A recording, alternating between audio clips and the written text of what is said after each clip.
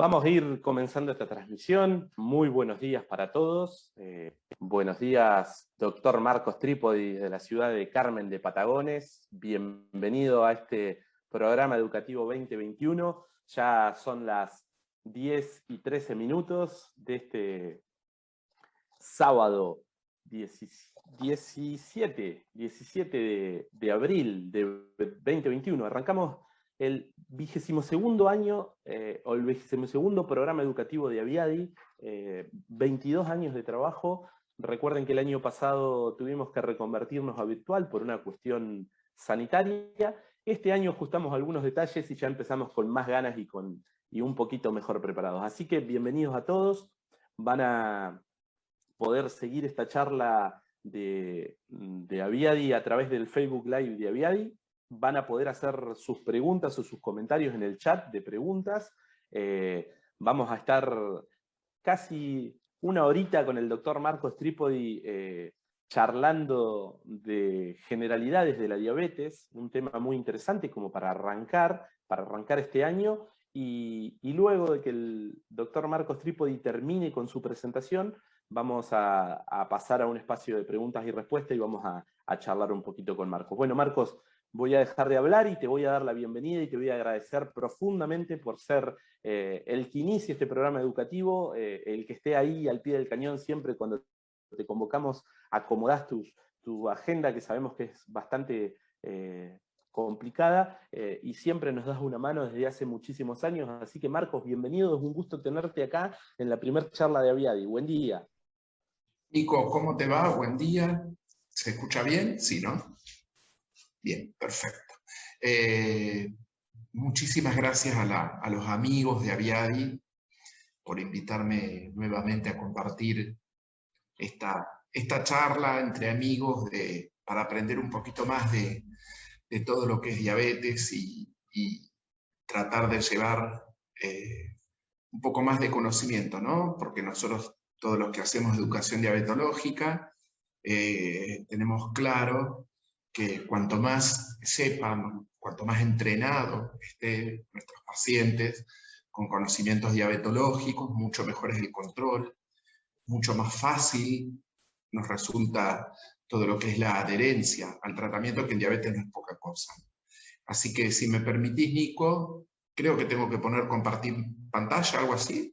Sí, Marquito, Bueno, podés empezar a compartir ahí pantalla y vamos está. a empezar con la charla. Les recuerdo a todas las personas que están conectadas mirándonos que pueden hacer sus preguntas, pueden hacer sus comentarios a través del chat de Facebook.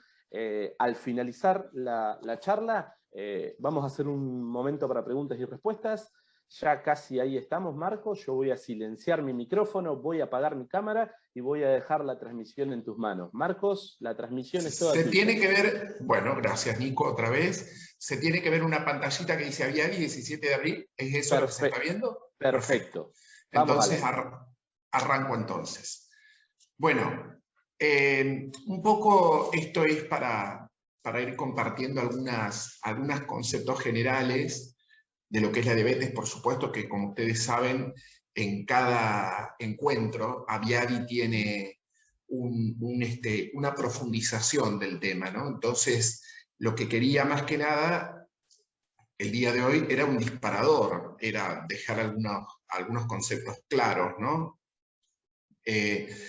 Arrancamos siempre contando que, por supuesto, todos los alimentos que nosotros vamos consumiendo a lo largo del día, sea en formas de proteínas, de hidratos o de grasa, ¿sí? Y acá entre paréntesis tienen de dónde provienen cada uno de los alimentos.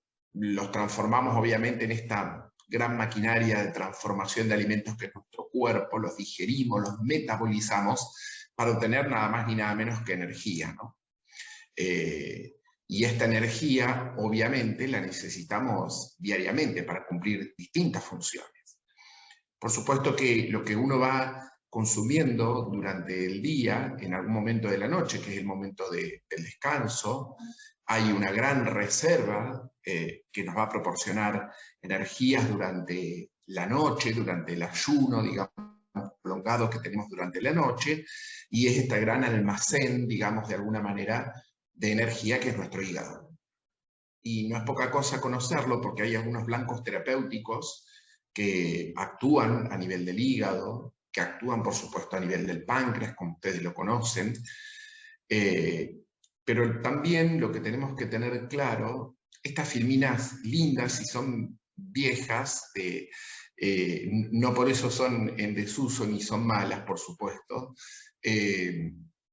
Estas filminas lo que nos siguen mostrando es que todos los alimentos que nosotros consumimos y que los transformamos en energía son vitales, ¿sí? Y terminan transformándose en un elemento fundamental para nuestro organismo, que es la glucosa o el azúcar, ¿sí? Que es lo que se utiliza como primera fuente energética para distintas funciones de los distintos tejidos, de las distintas células, de los distintos órganos. Esta glucosa, que es la energía que proviene de los alimentos, pasa a la sangre y después las células del cuerpo lo utilizan, cada uno con su función específica. Esto a modo introductorio, obviamente, pero claro, porque el tema está también en entender que para que esa glucosa, yo lo estoy marcando con un, ahí está, con el puntero, con el cursor, perdón. Esta glucosa, para que entre a las células, cualquier célula del organismo, necesita de una hormona que está fabricada en un órgano que se llama páncreas, ¿sí? Que se llama insulina. Acá ya empezamos con algunos conceptos, ya empezamos con la palabra glucosa, empezamos con palabras hidrato, empezamos con páncreas, empezamos con insulina. Esta insulina sirve, como dice el título, como si fuera una llavecita, ¿no? Se llama, de hecho, llave cerradura, el modelo en el que se explicó, porque la glucosa, para que entre a cada una de las células del organismo, necesita una ayuda que es la insulina. Hay algunas células que atraviesan fácilmente, en otras necesita la insulina. Y la insulina es una hormona producida por el páncreas. Hay otras, pero hoy el tema es básicamente que entendamos que la insulina es una hormona fabricada por el páncreas que facilita que la glucosa entre a cada una de las células y cada una de las células cumpla la función determinada. Entonces, dentro de la célula, la glucosa es transportada hacia el interior de cada una de ellas y se utiliza o se almacena, ¿sí? Hay distintos transportadores de glucosa, pero bueno, también un poco la idea es que entendamos para qué necesitamos energía, porque la energía la necesitamos continuamente, de ahí proveniente de los alimentos, ¿no? Para trabajar, para pensar, para hacer funcionar los órganos del cuerpo, obviamente. Me parece que esta se ve poquito, pero la idea de esta era mostrarles que en las distintas encuestas nacionales sobre factores de riesgo que se han realizado en la Argentina, inclusive hasta la del 2018, por ejemplo, publicada, en los años anteriores, 2005, 2009, 2013 y claro, 2018, se ha visto cómo algunos factores de riesgo han ido en aumento, ¿no? Ustedes saben, porque también lo hemos charlado en otros momentos, que los factores de riesgo para el desarrollo de la diabetes, además de la herencia, digamos, por un lado, de alguna manera, tienen que ver con el sobrepeso y con la obesidad como el principal factor de riesgo. Además, claramente, de la tensión arterial, repito, de las cuestiones hereditarias, ¿sí? El sedentarismo, el sobrepeso, todos esos vínculos que están estrechamente relacionados con la diabetes. Y así nosotros podemos ver tanto en esta partecita del gráfico que tiene que ver con el exceso de peso, el sobrepeso o obesidad franca, como con el transcurso de los años, documentado por la Encuesta Nacional de Factores de Riesgo, ha ido aumentando, y por aquí esto claramente también ha hecho que aumente la cantidad de personas que tienen la glucosa elevada o diagnóstico de diabetes franco, ¿no? Hasta llegar a tener, en el último registro de la Encuesta Nacional de Factores de Riesgo publicado del 18, casi un 13% de la población general. Pero esto es solamente a título informativo, estadístico. Nosotros tenemos que ver qué es lo que nos pasa en campo, en terreno, con alguno de cada uno de nuestros pacientes. Ahondando ahora sí, como ustedes siempre saben, yo siempre les recalco que todos tenemos un valor de glucosa en ayunas que es normal, que es este, desde 70 a 110, y que lógicamente las variaciones de la glucosa son normales, ¿sí? Inclusive, si acá yo tengo un desayuno un poco más livianito, la glucosa aumenta, obviamente, y después tiende a bajar otra vez hacia valores normales. Lo mismo me pasa con las comidas principales. Acá están graficadas el desayuno, el almuerzo, la merienda y la cena, pero para que ustedes entiendan que desde valores normales en ayunas hasta valores normales después de las comidas, la glucosa fluctúa todo el tiempo continuamente en respuesta claramente a las comidas, también en respuesta a los ayunos, también en respuesta a otros estímulos, como por ejemplo el estrés, algunos fármacos, algunas condiciones de medicaciones que vayamos agregando también. Pero básicamente esto para que me entiendan el metabolismo normal, digamos. Entonces, así tenemos, miren, si yo les decía que es normal tener hasta 110 en ayunas, hay que abrir mucho el ojo si las personas tienen factores de riesgo para el desarrollo de diabetes, y ahí, si es mayor a 100, por ahí empezamos a hacer otros testeos, ¿no? Pero básicamente para el diagnóstico de diabetes se necesitan 2 análisis en ayunas, separados por al menos una semana, que me den 126.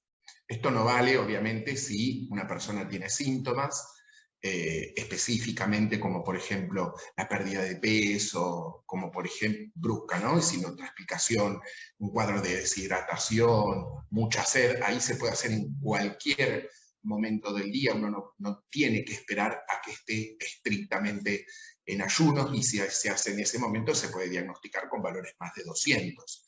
Pero si la condición del paciente da y se hace o me trae un análisis, por ejemplo, 2 análisis separados al menos por una semana con 8 horas de ayuno mayores a 126, es diabetes.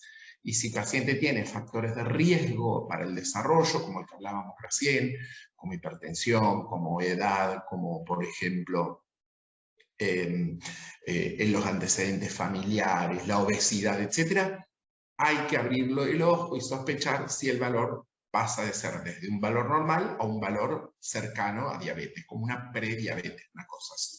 Y ahí se pueden hacer otros estudios.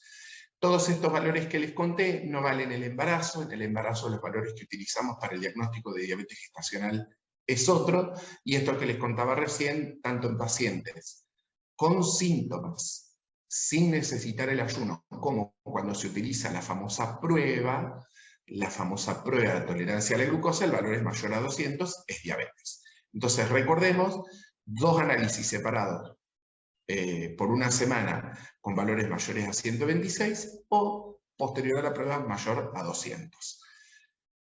Hay otros lugares, hay otros países, por ejemplo, que utilizan para el diagnóstico un parámetro que nosotros en la Argentina usamos de control, que se llama hemoglobina glicosilada, que es por ahí para que el paciente tenga idea, es lo que usamos de control de los últimos 2 a 3 meses, ¿sí? Que se mide en porcentaje, aunque en la Argentina todavía no está estandarizado la utilización para el diagnóstico, en otros lugares del mundo sí.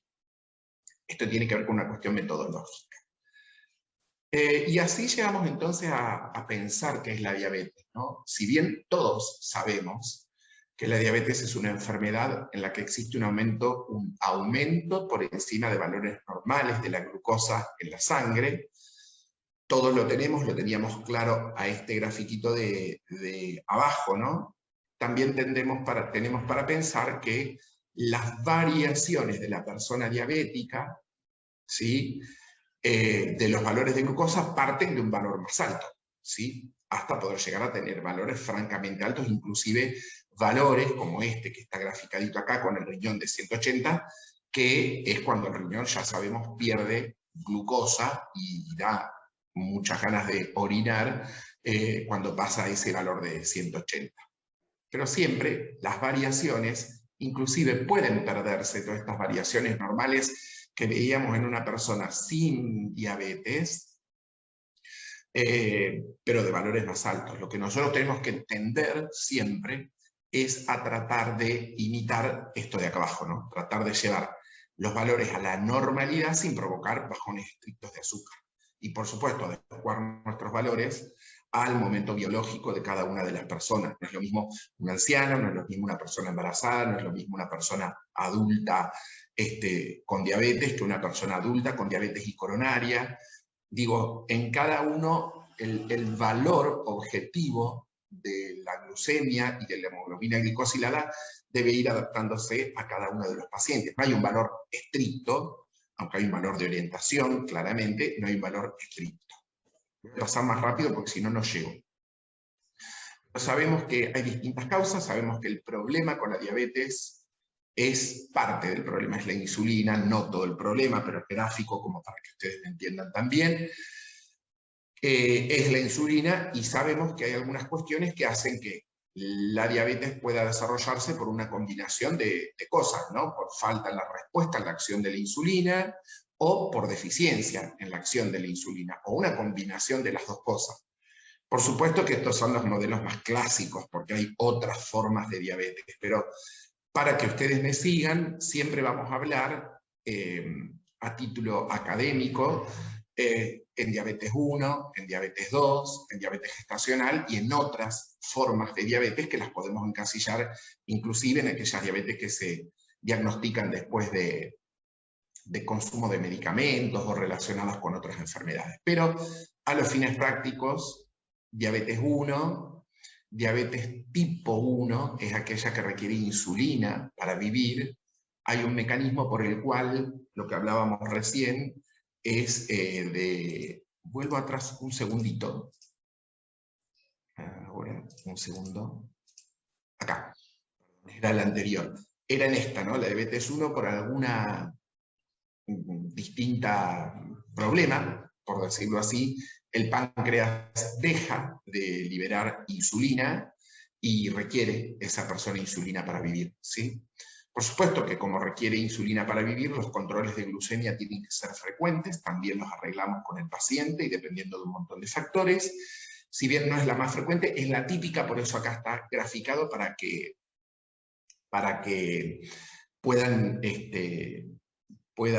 interiorizarlo como concepto. Es la típica diabetes cuando hay un debut en la infancia, pero hay formas que también ocurren de diabetes, la famosa autoinmune, que pueden desarrollarse en forma despacito, en forma latente, en forma tardía, en adultos y a cualquier edad, que se llama latente autoinmune del adulto, eso es LADA. Es una forma de diabetes de presentación en la adultez, pero con un mecanismo de producción similar al del niño, no en forma tan, a la diabetes 1, perdón, no en forma tan estruendosa como suele ocurrir en la presentación de los chicos, porque en los chicos sabemos que la gran mayoría de las veces se presenta como una descompensación de un cuadro clínico, ¿no?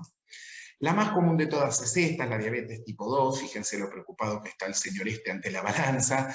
La gran mayoría son diabetes tipo 2, 90% de los diabéticos, la gran mayoría adultos, aunque también acuérdense que hay chicos, jóvenes, adolescentes o incluso niños que pueden tener una forma de presentación de diabetes tipo 2, que se relaciona más que nada con resistencia a la insulina y algún grado de deficiencia también de insulina, y por lo tanto está muy relacionado al sobrepeso, muchas veces como terapéutica, la gran mayoría de las veces en diabetes 2, se requiere peso como parte del tratamiento, perder peso, perdón, como parte del tratamiento, hacer actividad física, muchas veces pastillas, a veces insulina, ¿sí? O sea, el tratamiento también lo vamos adecuando de acuerdo a lo que vayamos necesitando, ¿no? Y por supuesto que también debe tener controles de glucemia en sangre. Tal vez no en forma tan frecuente como el diabético tipo 1, que ustedes saben que es diario, con distintos monitores, o inclusive con monitoreo intersticial de la glucosa, sino en forma más escalonada, en forma muy relacionada con los alimentos o en ayunas cambiante. Lo que quiero decir es cambiante y de acuerdo a lo que vayamos pautando con los pacientes. Si está estable por ahí, no requiere control todos los días, sino hay que ver, ¿no? Hay que ver, adecuarlo al momento. La diabetes gestacional, si bien la diabetes gestacional puede aparecer en cualquier trimestre del embarazo, lo más común es que aparezca a partir del segundo, es cualquier forma de presentación de glucosas altas. Los valores que usamos en diabetes para el diagnóstico de diabetes gestacional son otros. Ustedes saben que hay protocolos de los cuales las mamás empiezan a ganar peso, factores de riesgo como por ejemplo el sobrepeso o la edad de desarrollo de la gestación, ni hablar los antecedentes de haber desarrollado diabetes previa o haber tenido un hijo más de 4 kilos o por ejemplo tener antecedentes familiares, hacen que tengamos el ojo más abierto para el diagnóstico de diabetes gestacional.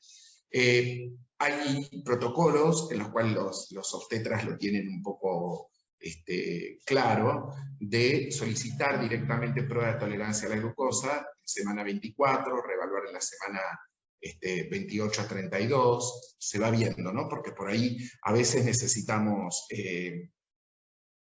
hacerlo en forma más frecuente o más tardía y vamos evaluando. Cuando se desarrolla diabetes gestacional, por supuesto, el cuidado va a estar destinado al cuidado de la salud materna y también de la salud fetal, de las dos obviamente, ¿no? Para poder terminar en este embarazo a término y claramente con una salud materno-fetal íntegra. Frecuentes controles se necesitan, a veces se pueden necesitar insulinas, no disponemos hoy fármacos vía oral que estén autorizados para la utilización de diabetes gestacional y muchas veces retesteamos, muchas veces no, tenemos que retestear después del parto, cesárea, cómo queda el metabolismo, ¿no? Lo importante con esto es que queda como una condición predisponente para el futuro, y es muy importante tenerlo en cuenta porque a veces aparecen pacientes que se perdieron después del parto o de la cesárea y las volvemos a recategorizar al tiempo y ya tienen diabetes. Para llegar al diagnóstico, sí, la gran mayoría de las veces necesitamos una prueba de tolerancia oral a la glucosa. Se hace de rutina y está muy protocolarizado cuando buscar diabetes gestacional. En diabetes tenemos algunos conceptos claros. Sabemos que es una enfermedad que no se cura. Ustedes van a escuchar, leer, inclusive publicaciones en las redes, en todos lados, de curas milagrosas. Bueno, sepamos que el tratamiento adecuado debe realizarse desde el momento en el que se diagnostica, ¿sí? Y que es una enfermedad crónica que la tiene alrededor del 12% de la población, según lo que habíamos visto de la última encuesta nacional. Que nosotros tenemos que trabajar fundamentalmente para controlar las complicaciones y así poder evitarlas, ¿sí? El mal control de la glucemia lleva a que uno pueda tener complicaciones de distinto tipo, ¿no? A veces en el diagnóstico no se siente absolutamente nada, lo encontramos como un hallazgo, pero bueno, o van a hacerse un control de laboratorio por otra cosa y la glucosa está alta y recibimos una derivación de un clínico o de un cardiólogo.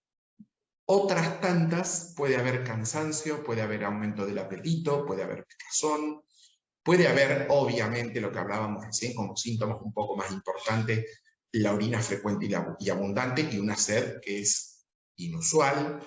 Pueden presentarse como infecciones urinarias o infecciones genitales a repetición o alteraciones en la visión.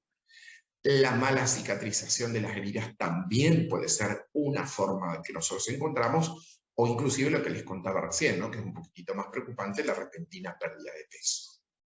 Inclusive, desde el diagnóstico, muchos pacientes los diagnosticamos cuando ya debutan con alguna complicación, que si bien son tardías, no es tan infrecuente de encontrarse, sobre todo complicaciones a nivel de los nervios o complicaciones a nivel renal, con algún tipo de lesión.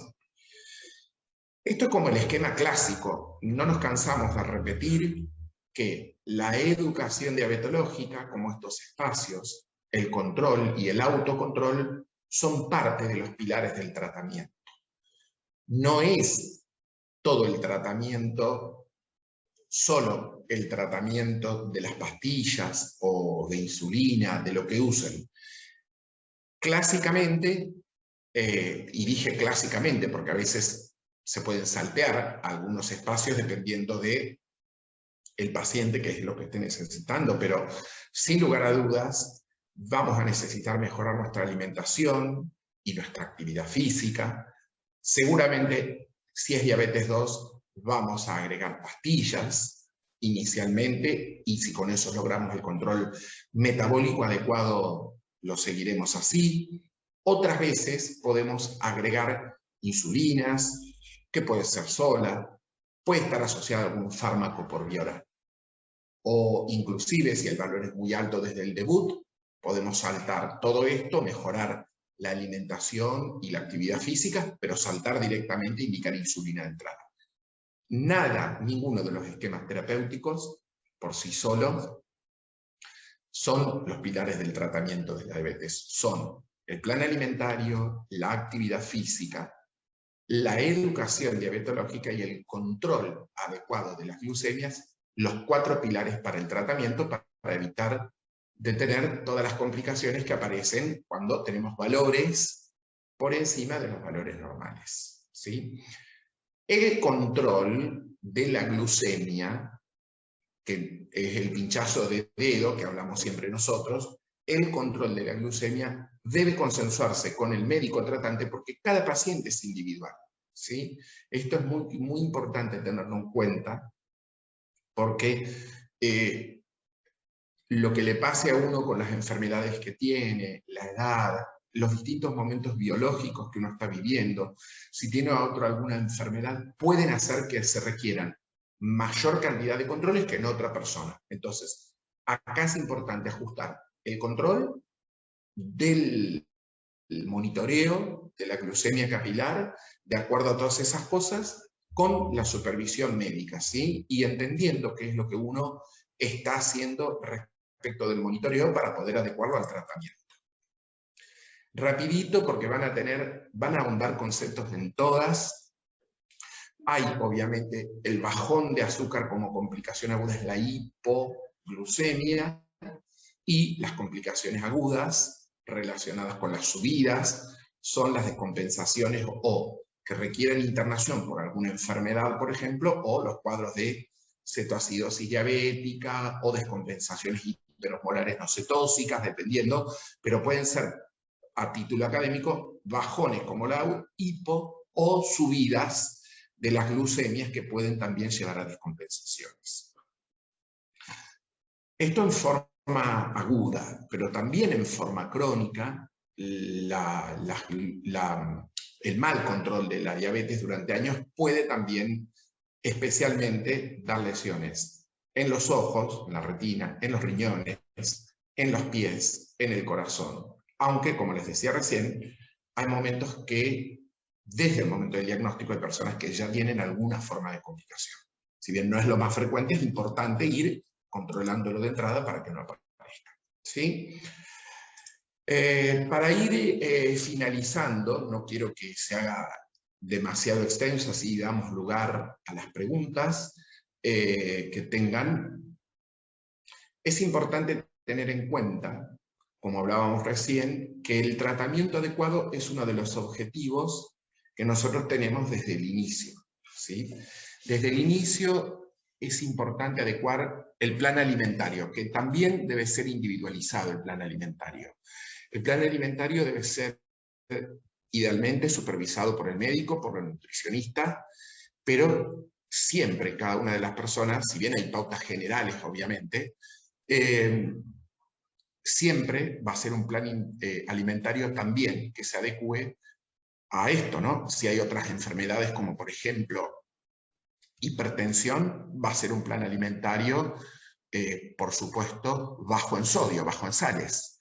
Si es un plan alimentario que no es raro de encontrar, con, por ejemplo, alta cantidad de colesterol y triglicéridos en los pacientes diabéticos, va a haber que adecuar la cantidad de grasas también. Y si tiene que bajar de peso o inclusive mantenerlo o subirlo, hay que adecuar las calorías. Por eso El plan alimentario, el primer concepto que quiero que les quede, si bien hay un concepto general para todo el mundo, para todos los pacientes diabéticos, debe ser individualizado de acuerdo a las patologías que se presenten. Lo mismo que la actividad física, pero fíjense que lo puse como primer pilar del tratamiento en la diabetes al plan alimentario. Como parte del tratamiento es la actividad física, que también, en esto sabe más Nico que yo, que es profe, que también se pueden ir cambiando, exigiendo más o exigiendo menos, de acuerdo a distintos problemas, ¿no? Si tiene un problema cardiovascular, o si tiene que bajar más de peso y toma solo medicación, o no toma ningún medicamento, pero es importante tener en cuenta que hay que indicar tratamiento aeróbico, caminata, bicicleta, natación, lo que al paciente le gusta, digamos, y tratamiento también de fortalecimiento muscular y de relajación muscular. Punto aparte, el monitoreo glucémico que hablamos y, por supuesto, la educación diabetológica. En diabetes 1, el tratamiento es insulina, en cualquiera de las formas. Hay distintos tipos de insulinas, van a tener encuentros de insulinoterapia seguramente. Y en diabetes tipo 2, antidiabéticos por vía oral, que hay un montón, ¿sí? Desde aquellos que facilitan la sensibilidad a la insulina, hasta aquellos, por ejemplo, que estimulan la liberación de insulina por el páncreas, u otros que actúan a nivel de los riñones, ¿sí? Esos son antidiabéticos orales, por decirlo de alguna manera. Hay otros que también se usan en diabetes 2, que son inyectables, pero no son insulinas. Por supuesto, los distintos tipos de insulinas, o inclusive en diabetes 2, diferentes combinaciones, ¿no? Y esto también va a estar orientado al tratamiento individualizado de cada uno de nuestros pacientes. Y en la diabetes gestacional, si es que se requiere, es por ahora la aplicación de insulinas, sean farmacorrectoras o insulinas de depósito con corrección. Lo que sí es común para todas las formas de diabetes, lo que hablábamos recién, del plan alimentario y de la actividad física, ¿sí? Lo importante es tener presente que una persona diabética puede desarrollar una vida normal teniendo ciertos cuidados y, por supuesto, adecuando pautas de alimentación, de actividad física y de su tratamiento. Punto aparte, una sola salvedad, que es la última filmina que me queda, como para que también, si quieren, podamos intercambiar distintas preguntas u opiniones. Es algo que son las recomendaciones de diabetes y COVID, obviamente por el momento que estamos viviendo. ¿Qué es lo que sabemos de COVID y diabetes? Que estas son las recomendaciones del Ministerio de Salud de la Nación. La diabetes obviamente se sabe que es un factor de riesgo de padecer complicaciones en caso de contraer COVID-19, que claramente, además de continuar con el tratamiento según lo indicado, sea pastillas, sea insulinas, es muy importante mantener un control adecuado, un control metabólico adecuado, y, por supuesto, para mantener el control metabólico adecuado es importante contar con un plan alimentario saludable, hidratarse con agua segura, realizar al menos media hora de actividad física dentro del hogar, ¿no? Y dado el riesgo generado por el nuevo coronavirus, es vital extremar aquellas medidas de higiene personal, de lavarse las manos antes de comer, antes de cocinar, de hacer el control de la glucosa capilar, tomar las pastillas, aplicarse la insulina y, por supuesto, mantener la limpieza dentro del hogar y evitar fumar. Importante también saber, porque hoy donde, por supuesto, la gran preocupación, además de la diabetes y de las enfermedades que tiene cada uno, sigue siendo el COVID, claramente.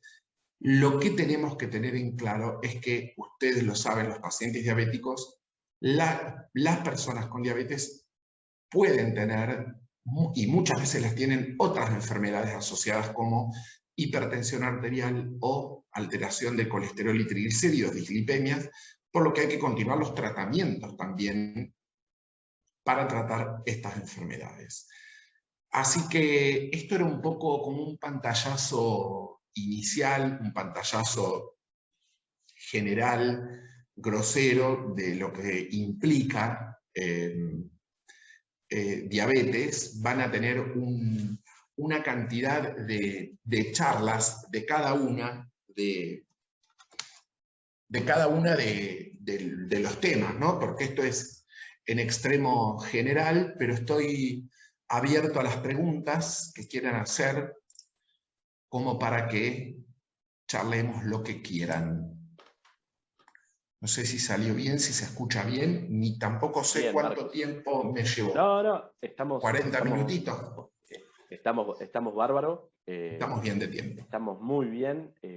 Lo que te voy a decir es que hay gente de distintas partes del país que nos están mirando. Hay personas conectadas desde Buenos Aires, desde Santa Fe, desde San Juan, mucha gente de la comarca Viedma Carmen de Patagones. Es la primera charla de Aviadi de este 2021. Realmente, en realidad no tenemos muchas preguntas, no tenemos casi preguntas, pero por ahí vamos a reforzar algunos conceptos que me parecieron importantes, Marcos, que vos hablabas. Esto de que cada tratamiento en cada persona es individual, que es como si tuviésemos que hacer un traje a medida. Esto de tener mucho cuidado con la información, hoy que la información nos bombea, lo estamos viendo constantemente con esto del COVID y de la pandemia, que estamos como sobreinformados, como que nos enteramos muy rápido todas las cosas, pero realmente no sabemos si esa información es tan fiable. Lo traslado esto de la información un poquito a lo que es la diabetes. Me parece importante rescatar esto que vos decías de las fuentes confiables de información, el tratamiento médico, ojo con lo que se ve en Internet, con lo que se lee en Internet. Cualquiera puede escribir en Internet sin sustento científico, sin nada. Cualquiera puede subir una dieta milagrosa, un tratamiento milagroso. A ver, en lo particular creo que si alguien cree en esas cosas, está buenísimo, pero no abandone el tratamiento tradicional que le da el médico, que eso está comprobado que es la única manera de que los pacientes con diabetes pueden tener una buena calidad de vida y evitar las complicaciones, porque mucha gente piensa que ante una solución mágica que requiere, por supuesto, muchísimo menos esfuerzo que tomar el hipoglucemiante oral, hacer actividad física, llevar un plan alimentario adecuado, ponerse la insulina, hacer todo lo que hay que hacer, muchas veces esto es mentira, la mayoría de las veces. Y bueno, esto por ahí lo quería rescatar porque en redes sociales, en páginas de internet, en los mismos medios de comunicación, vemos estas soluciones milagrosas para la obesidad, para la diabetes, que realmente dudo que sea así, pero bueno, primero porque llevamos muchos años en esto educando en diabetes sobre la terapéutica tradicional, pero por ahí quiero tu opinión como médico especializado en diabetes, una opinión puntual acerca de esto. Tengo el mismo concepto formado que vos, Nico. Me parece, primero, nutrirse de la información que tenga validez, que tenga aval, que esté documentada científicamente, avalada por las sociedades internacionales, nacionales, ¿sí? Con conocimiento médico, a eso es lo que me refiero, ¿no?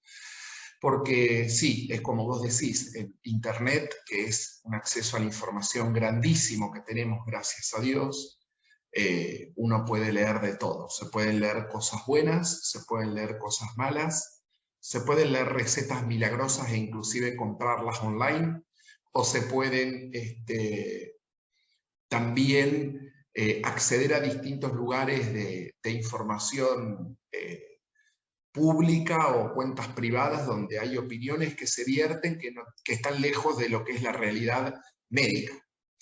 Esto para tenerlo claro. Esto nos pasa mucho e históricamente nos sucede con las cuestiones alimentarias, ¿no? Donde muchas veces se buscan la cura milagrosa o la dieta milagrosa y más prometedora. Eh, esto es algo que venimos viendo hace mucho tiempo. Por eso yo hago mucho hincapié, inclusive porque para acceder a la medicación de la diabetes es más raro que se acceda sin una receta médica. Puede haber algún vecino que te diga, empezá a tomar tal cosa, que sería una barbaridad, pero lo que me refiero es que esto lo veo ustedes como profesores de educación física, en la indicación del vecino de la actividad física, los vemos nosotros, con los médicos también, y los nutricionistas en la indicación de la dieta milagrosa, que te sirve para todo, y a veces puede ser hasta contraproducente por la cantidad de proteínas que tenemos que ingerir, si tenemos o no daño renal con la diabetes, o la cantidad de sodio, o los sustitutos que se utilizan en algunas dietas.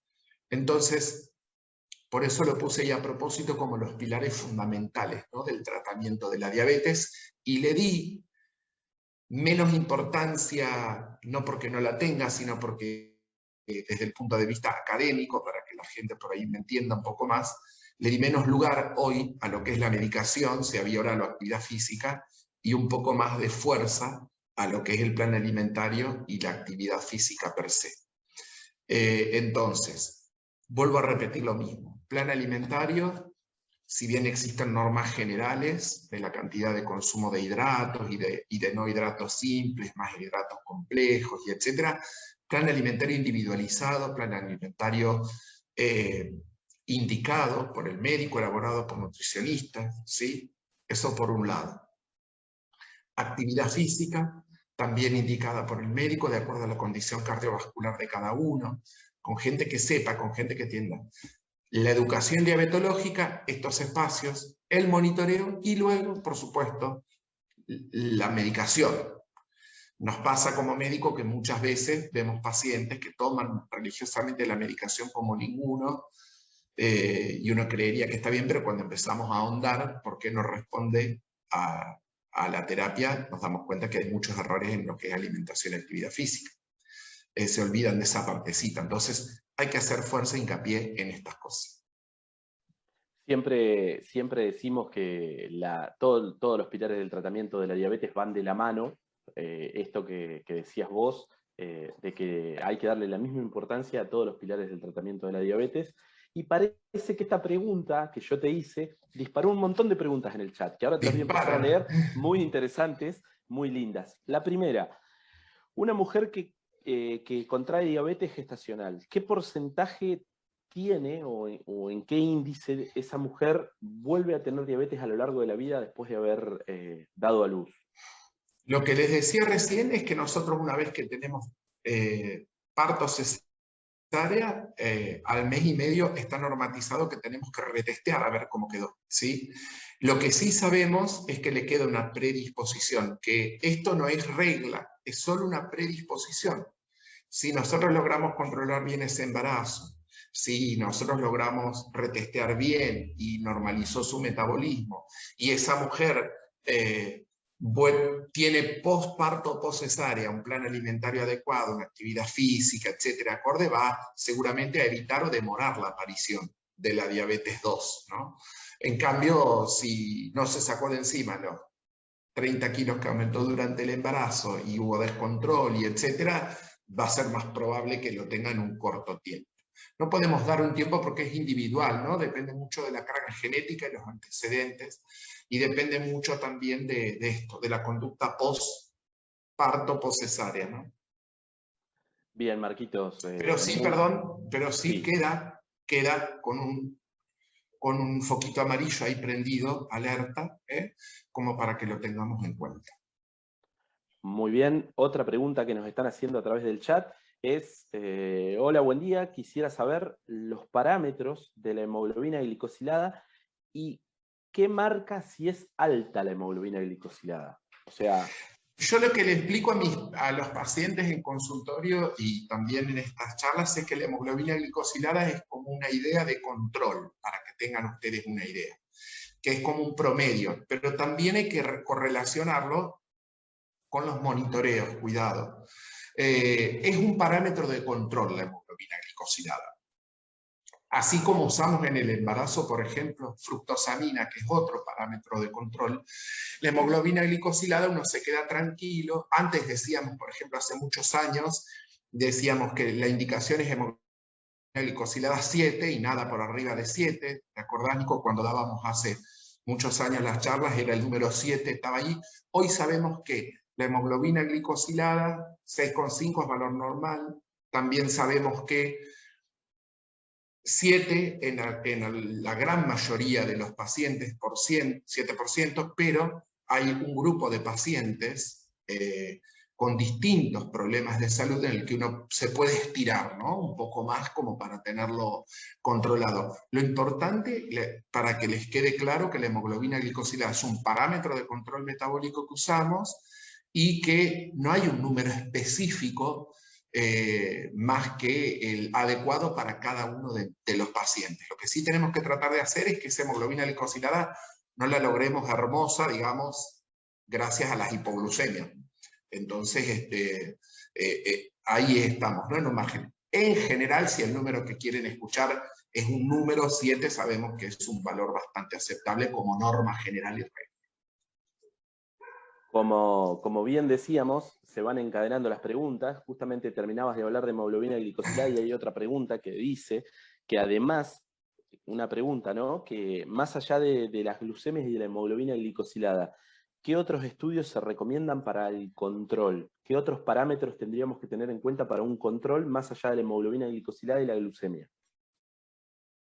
Como sabemos que la diabetes es una enfermedad metabólica y están todos los metabolismos alterados, nosotros pedimos función renal, obviamente, con análisis de laboratorio, con orina de 24 horas, pedimos perfil lipídico, perfil de colesterol, bueno, malo, HDL, LDL, triglicéridos, por supuesto, pedimos glucosa, pedimos hemoglobina glicosilada, pedimos fondo de ojos también, ¿sí? Bueno, eso va viendo el fondo de ojos, la orina de 24 horas, que sería el control oftalmológico y renal, ¿no? Vamos viendo, pero si están bien, con buena respuesta y no tienen daño en órgano blanco, daño en estos órganos, se puede espaciar por un año, pero si hay alguna lastimadura de alguno de esos órganos se hace en forma más breve. Menos prolongada, quise decir, y después, por supuesto, el control cardiovascular, que es importantísimo en los pacientes diabéticos, el control odontológico, que tampoco hay que perderlo, ¿no? En general, con esos grandes controles, evaluando daños en distintos órganos y tejidos, lo vamos viendo, y si se desprende algún otro que nosotros necesitamos en la consulta, lo vemos como la evaluación, por ejemplo, que hacemos, que inicialmente es una evaluación clínica, de acuerdo a lo que encontramos, vamos pidiendo estudios, que es el tema de la evaluación del pie diabético también, la toma de la temperatura, la toma de los pulsos y todo eso, pero es una evaluación clínica de consultorio. Perfecto, muy, muy completa la respuesta, Marcos. O sea, son varios los indicadores que nosotros tenemos que tener en cuenta para evitar las complicaciones de la diabetes, porque, por ejemplo, tener una buena hemoglobina hoy no quiere decir que si hubo un mal control antes no puede haber una complicación dando vueltas, y eso es justamente lo que tenemos que tratar de evitar, llegar a las complicaciones a través de un tratamiento integral de la diabetes, donde todos los pilares del tratamiento, como bien vos decías hoy, se van encadenando y son igual de importantes unos que otros. Exactamente. Otra pregunta que tenemos por acá, que me parece interesante, que hoy es algo que está muy de moda, que es el estrés, que lo estamos viendo cada vez más por la situación actual en la que vivimos, cómo nos movemos en la vida diaria y todo lo que se va generando en la vida moderna. Una pregunta es: ¿cómo influyen las situaciones de estrés en la glucemia diaria? El estrés se sabe que viene relacionado con una descarga, obviamente, de distintas hormonas en el cuerpo, ¿no? Entre ellas adrenalina, noradrenalina, por un lado, además de la cuestión psicológica, digamos, ¿no? Se sabe que la repercusión en el organismo de distintas hormonas como estas que les contaba son hormonas que tienden a aumentar la glucosa, ¿sí? Estas hormonas que tienden a aumentar la glucosa pueden influir no solamente en precipitar cualquier forma de estrés, psicológico, un estrés quirúrgico, un estrés infeccioso, a estas cosas también les llamamos en medicina estrés, no solamente pueden precipitar la aparición de la diabetes, sino que también pueden empeorar el control metabólico.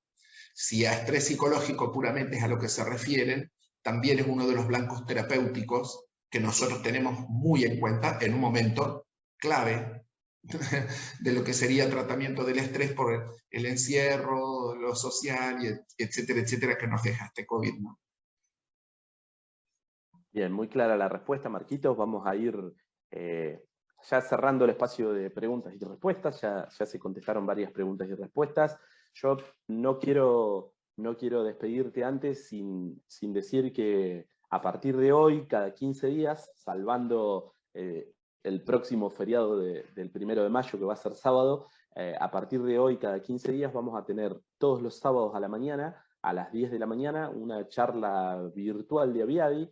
La idea es poder ir tocando distintos temas, así que invitamos a toda la gente que nos está siguiendo a través del Facebook Live de Aviadi y todas las personas que se vayan sumando a estas transmisiones, que estén atentos porque vamos a ir difundiendo los temas, vamos a ir armando un cronograma de actividades muy lindos, donde van a ver disertantes locales de nuestra zona, de la zona de Viedma y Carmen de Patagones, también algunos disertantes del resto del país, y también estamos trabajando muy fuerte para tener algunas actividades especiales con algunos disertantes de otras partes del mundo, que eso después se los vamos a contar. Ya estamos gestionando eso y realmente la idea es, mientras, como asociación, mientras dure lo que es el COVID, seguir las normas sanitarias. Recordemos que los pacientes con diabetes es un grupo de riesgo frente al COVID.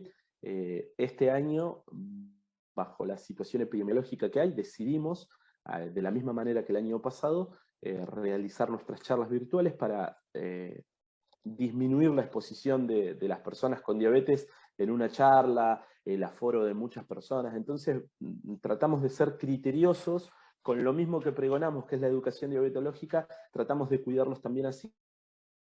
Muchas veces es un poquito más complicado, lo digital, lo virtual, pero bueno, estamos tratando de brindar las mismas actividades que brindamos de forma virtual. Por eso es muy importante que vayan siguiendo este cronograma, que vayan siguiendo la página de Facebook de Aviadi. El que no le dio me gusta, que aproveche a darle me gusta, así se va enterando de todas las notificaciones. Y bueno, con el correr de los días vamos a ir haciendo distintas actividades.